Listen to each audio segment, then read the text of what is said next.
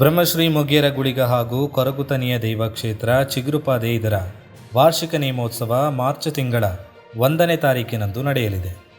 ಬೆಳಗ್ಗೆ 7 ಗಂಟೆಗೆ ಗಣಪತಿ ಹೋಮ ಹಾಗೂ ಸಾಯಂಕಾಲ 6ರಿಂದ ಭಂಡಾರ ಇರುವುದು. ನಂತರ ಗುಳಿಗ ಹಾಗೂ ಕೊರಗುತನಿಯ ದೈವಗಳ ನೇಮ ನಡೆಯಲಿದೆ. ರಾತ್ರಿ ಗಂಟೆ 9ಕ್ಕೆ ಅನ್ನ ಸಂತರ್ಪಣೆ. ರಾತ್ರಿ 11ರಿಂದ ಬ್ರಹ್ಮಶ್ರೀ ಮೊಗೇರ ದೈವಗಳ ನೇಮೋತ್ಸವವು ನಡೆಯಲಿದೆ.